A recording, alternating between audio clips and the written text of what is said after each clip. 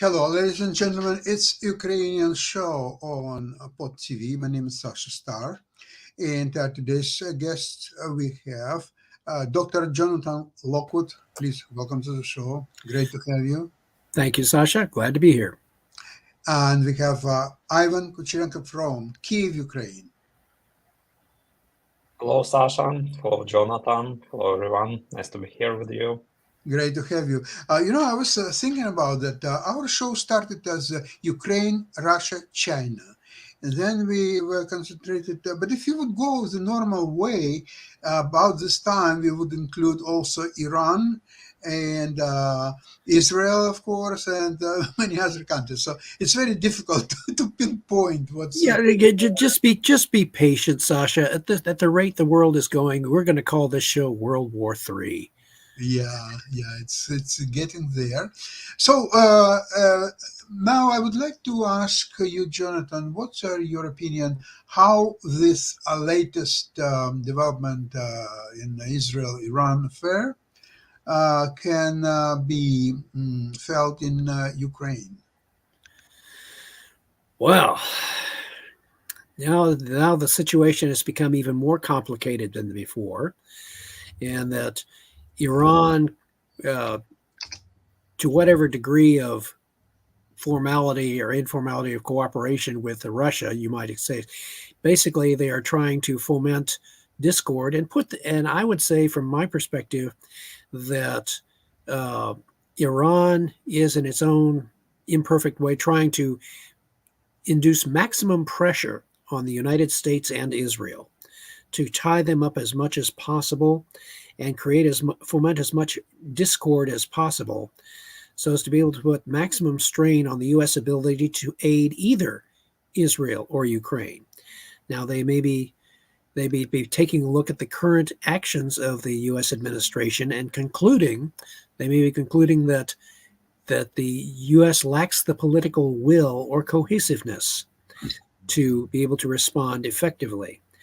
And right now, it is a function of, as I've mentioned before, in part that is a function of the U.S. checks and balances system that prevents the U.S. from acting swiftly or decisively in any direction, which is, ironically enough, what the founding fathers intended.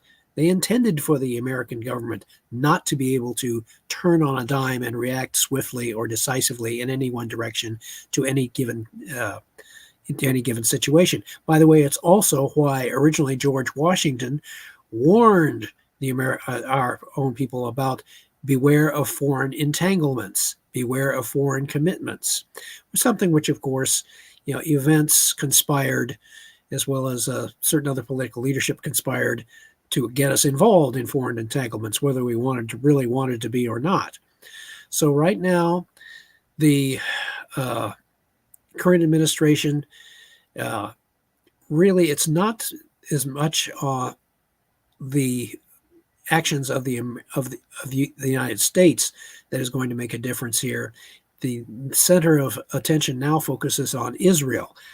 The burden is now on Israel to decide how decisively do we respond to this. If we respond too decisively, we would escalate. We run the risk of escalating to a major war in the Middle East, which may or may not assist or take the pressure off Ukraine. It may, but the burden on Ukraine now becomes correspondingly greater in that it is in the hands. Ukraine still controls, as I contend, its own destiny. They still have the opportunity, if their Ukrainian military leadership and political leadership have managed to conceal their intentions and capabilities sufficiently, and are able to inflict a significant, decisive, offensive counterstroke in the coming few months, before the American election, before that can even have an influence, to take that decision out of the hands of other powers and inflict a defeat upon the Russians, which would once again stabilize the situation on the Ukrainian front. Okay, Ivan, can I ask you, what is that people in Kiev thinking about this Israeli-Iranian conflict? Yeah, actually, what we've seen in this attack from Iran on Israel, that Iran definitely has allies, and Iran's allies are not afraid of defending. Israeli allies are not afraid of defending it from rockets, which are flying on civilian population of Israel. The majority of the drones, the majority of the rockets was shot down by the US and British Air Forces, was shot down by the Jordanian, and the last part of them actually reached the borders of Israel and then was shot down by the Israeli air defense. And what we see in war of Russia in Ukraine, that Russian rockets even penetrate the borders of NATO countries. They penetrate the borders of Poland. They penetrate the borders of Romania, and their forces, armed forces, are just watching when they will flew back to Ukraine and hit some civilian object and kill several more civilians. And this is ridiculous, actually, because everyone is saying that we will support Ukraine, that President Biden said that we will be with Ukraine until our victory in this war, as much as needed, as long as needed. But we don't see this support now, and we don't see the power of this support, and this frustrates us really, because Poland has Patriot systems, so they can use these systems to cover the western regions of Ukraine and shoot down the rockets which are flying there, and at least they may shot down rockets which penetrates the border of Poland. But they are not doing it. Probably they don't have approval from the United States, who don't want to escalate this war. And I'm not sure which more escalation can be in this war of Russia in Ukraine. Recently, they've destroyed several power plants. Now about 30% of Ukrainian energy generating infrastructure is destroyed. And President Zelensky, in his recent interview, says that Ukraine was not able to repel this missile attack because we have no rockets for our anti-air defense systems, due to the lack of help from United States because of those political elections process and other. We have no defense, and our energy infrastructure is being destroyed. So this is not kind of support we would wait from our allies if United States is our ally, or maybe United States better to say themselves as ally of Russia when they say Ukraine, not to hit Russian oil refineries. It's ridiculous, actually. In Ukraine, we have a nice joke that in order to protect oil refineries in Russia, United States supplied Russia with the Patriot missile defense systems. Mm-hmm. Yeah, I think that's a legitimate complaint, Ivan. I think one problem that they saw is the Patriot missile defense system in Israel shot down like all the incoming missiles. Almost every one of them was destroyed. And so the thing is, now you're in Ukraine, and you're seeing all these missiles coming through. Where is the Patriot defense system in Ukraine. Why isn't the United States supporting it? And somebody who's been on this show has issued that complaint, which is, to me, a legitimate complaint, a failure in the U.S. Foreign policy. And right now they are scrambling around to change that here. But this dysfunctional government that we have here is, it might be a while. It may be very quick. We don't know. But I do agree that there should be a defense system similar to what we have in Israel, in Ukraine, so that these Russian missiles and their BS just get shot down as fast as it goes up. But I'm not in the military, and I never was in military intelligence in the United States. So I'll defer to our subject matter expert, Dr. John Lockwood. Can we do this? Oh, that's a Ukraine courageous move. for Israel? Can we do this for here, Ukraine? John. Because this is their beef, and it's legitimate beef. Tel Aviv, everything was protected. Missiles came in from Iraq. They came in from Syria. They came in from Yemen. They came in from everywhere, and they were all shot down. All of them. Right. Okay. Then and the Patriot system, and interestingly, kaboom, and there's no defense. What's going on here? And interestingly enough, in the United States, that the Raytheon is planning to is ramping up its production of Patriot missiles in the coming year, and in my opinion, not enough. They are increasing production, but in response to what they see as increased demand, not only from Ukraine, but also from other allies who also want the Patriot for their air defense and ballistic missile defense. So in that sense, that's a positive. But at the same time, as I have been advocating, the long-term solution that I've been advocating is that the U.S. join together with NATO to create a global ballistic missile defense system to neutralize not just those conventional missiles, but also to neutralize Russia's nuclear arsenal and, by extension, China, Iran, North Korea, etc. The problem is that is a longer-term solution. In the intermediate sense, you are correct in that we need to be able to supply and divert more Patriot systems to Ukraine in order to shore up that particular area and create a shield over Ukraine as at least as effective as the one that is over Israel. So that is the challenge. That is the short to intermediate term challenge, and it is a question of political will.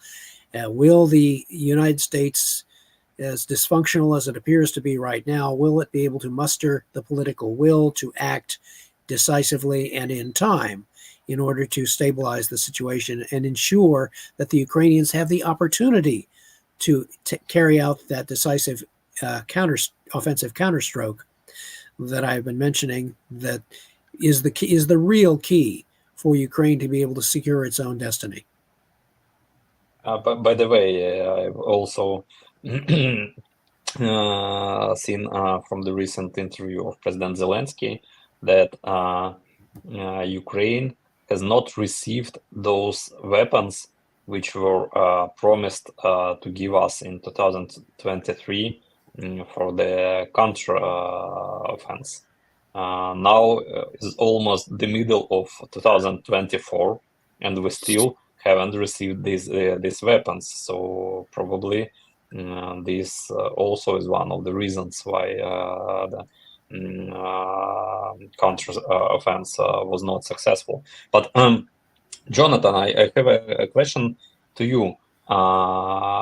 Beside this long-term perspective of creating this shield led by the United States and the middle-term perspective to supply more Patriot systems to Ukraine, there is a short-term perspective when those Patriot systems, when F-16s are already in Poland, in Romania, in the countries which are very close to Ukraine, and which can easily cover at least the western part of Ukraine from the missiles, and do like Israeli allies did, like United States, Great Britain, Jordania, being a Muslim country, which is quite significant act for them when they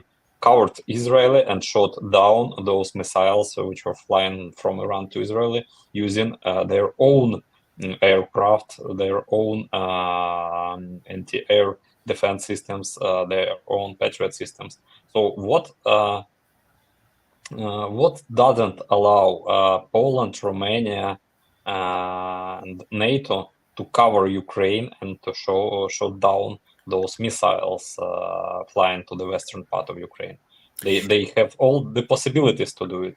Yeah, that would require that would require a coordinated agreement among the NATO membership to respond as an alliance in order to defend Ukraine. Right now, the agreements and the defenses that are taking place I notice that they are all bilateral agreements.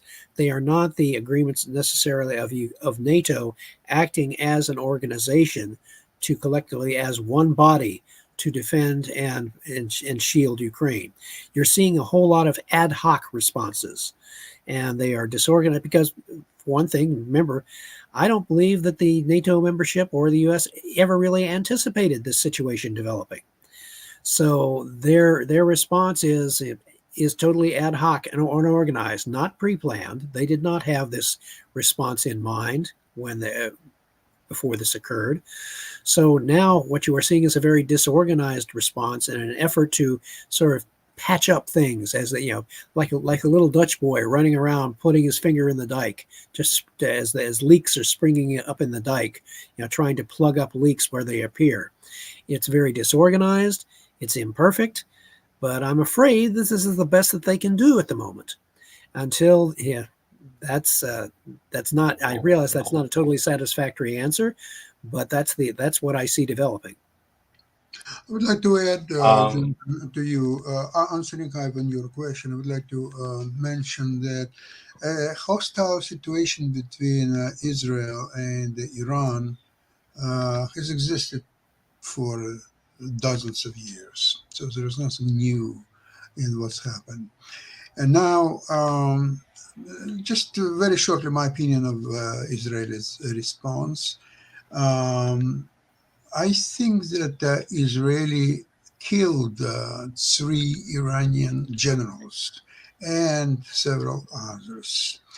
And if you take results of Iranian strike on Israel, it's a big fat 0, absolute 0. It was intercepted, it was destroyed, they couldn't do a thing. But psychologically, they, for the first time ever in history, they directly attacked Israel. That alone cannot be taken lightly. And of course, Israel is preparing response. Now, what kind of response and what it will be there, it's hard to say. I think maybe it will be symbolic. Maybe there will be some strikes, cyber attacks. I don't know really what to say. However, second part of what I want to say is that Israel was always on the front of West, United States, Western Europe, of a fight against backward countries of Middle East. Although the situation is changing lately, but however, that's been there for ages like that. With Ukraine is a completely different situation. Ukraine was always a part of the Soviet Union, so all strategy of the West was against Soviet Union, of which Ukraine was a part. So even when it all fell down in 1991 and Ukraine became independent state, it was still treated as, okay, it's independent or it's not independent, nobody can figure out. It's still part of a former Soviet Union. And it's been like that for a long, long time, at least until, in my opinion, 2014, when Russia started its open aggression and annexed Crimea and started the bloody war in the Donbass region and so on. And then 22, of course, started open all-in aggression of the Russia. So only then, I would say only by 2022, the West started distinguished between Ukraine and Russia, and they understood that the separate vision for Ukraine is required. It's about time. So the situation is relatively new. It's only, say, 2 years old, slightly over 2 years. So therefore, there are no patterns have been established of when to do, what to do, how to do it, who is going to do it. There is nothing really. There is no now. If Ukraine would have been a part of NATO, then Article 5 would be involved. Still remains to be seen how it's all affected, how it would work in reality. But however, there could be a precedent, but it doesn't exist even now. So everything is happening. Also, Ivan, I would like to mention that listening to latest speeches of Zelensky, I still believe that it's a little bit kind of a naive presentation that we are all friends. We are fighting common enemy. We have to be together. You promised this and you didn't deliver. How come? And that stuff, it's, in my opinion, it's a little bit too naive. At least my case. Maybe I'm wrong. At least we've gave up our nuclear arsenal for these security guarantees, and okay, as we've discussed before, Ukraine had to hire better lawyers to write down these security guarantees, but we, being a civilized countries, of course understand that if Ukraine still possessed our nuclear arsenal, probably Russia was not there to invade Ukraine, and giving up this nuclear arsenal, which at that time was I think the third largest on the earth, requires to provide such defense. Besides, they were not written in this agreement. Sasha, you mentioned that the 1991 and the end of the Soviet Union, and I've got a real nice short video for today, so I think now is the best moment for us to watch it. Please. Really over? Russia says NATO is acting like it's the Cold War again. But has Russia ever stopped acting that way? When the confrontation officially ended, the US spent the 90s on the rise of the internet. Europe was shaping an economic union. Newly independent countries were building their democracy, and Russia's goal was to restore the empire, mainly with weapons. All these years, Russia has spent much less money on raising living standards than on new weapons, agent networks, aggressive propaganda, and military campaigns, like the Chechen Wars. Later, Putin openly criticized the entire Western world in the spirit of the Cold War. The next year, Russia invaded Georgia. Then it occupied Crimea and part of Ukraine's east. Having attacked Ukraine, it began the nuke rattling and even moved part of its arsenal to Belarus. While Russia claims the West is a threat, it actually threatens literally everyone around. So uniting against such an aggressor looks justified. But how do we prevent a new Cold War? By helping Ukraine win this hot one. That makes the point exceptionally well. Right. Right. I would like to also, speaking about comparison of Israeli situation, Ukrainian, is don't forget that Israel has, like for dozens of years, very strong lobby in the United States. It has a large and very influential Jewish population in the United States.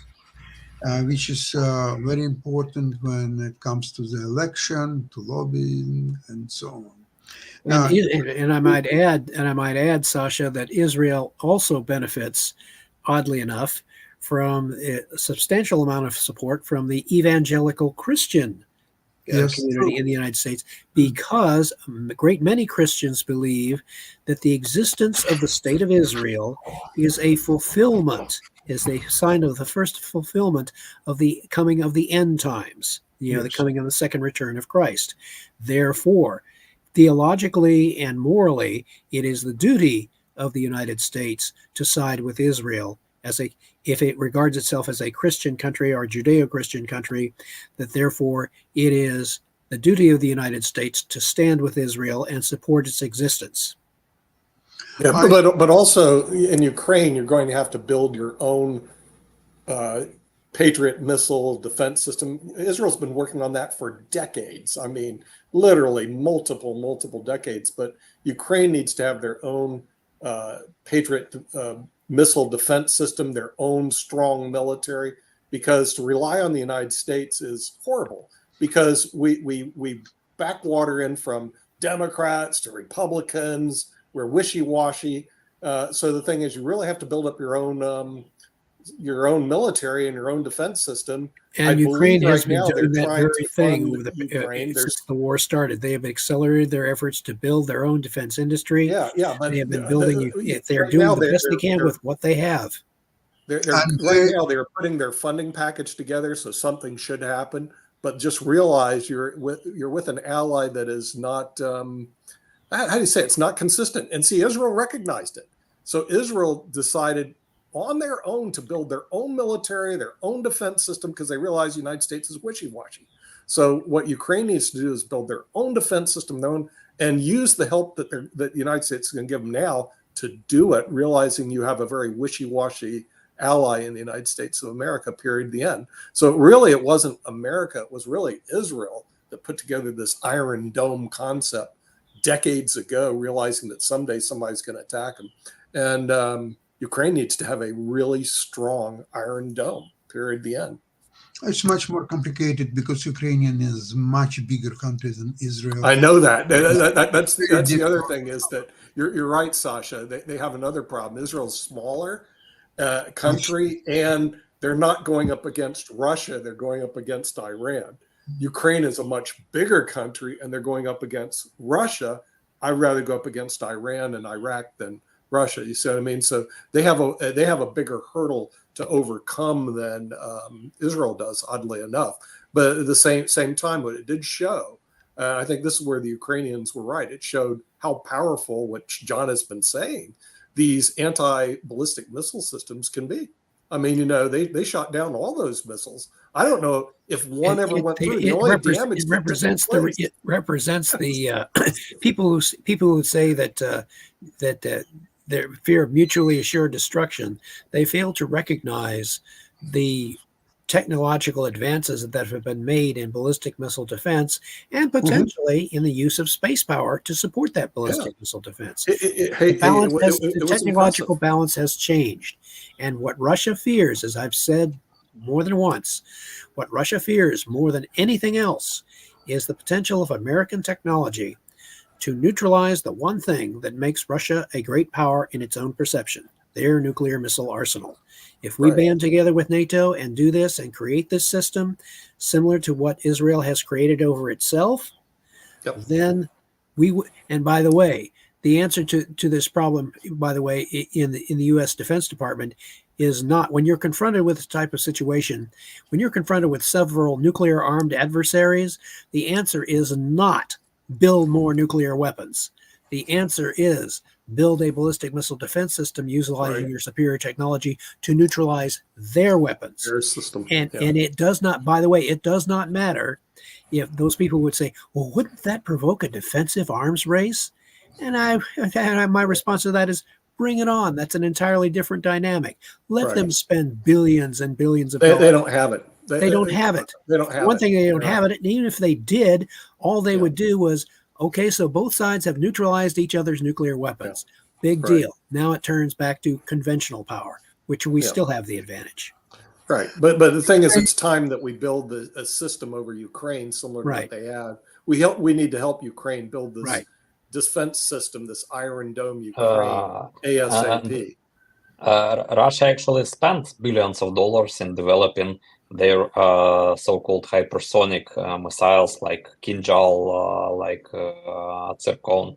And look how much good that did. That they are invulnerable to any modern anti-missile defense systems, but occasionally Patriot, the missile defense systems, which was developed several decades ago, shot down those super modern Russian Wunderwaffe missiles. And even more to the point, Ivan, it is well known, pretty well known, that the American military the American nuclear forces are much better funded in terms of maintenance and logistics. We make sure that all of our nuclear weapons work, and the Russians, not so much. There is very much reason to believe, given the pattern of their having skimped on logistics and maintenance and upkeep, there is a very good possibility that a fairly significant portion of their nuclear arsenal will not work in the event of which would be a really good joke on them. But, and remember, almost all of them are being maintained by Ukrainians because they were produced. Ukrainians may have built in some planned obsolescence into those missile systems. Sneaky Ukrainians.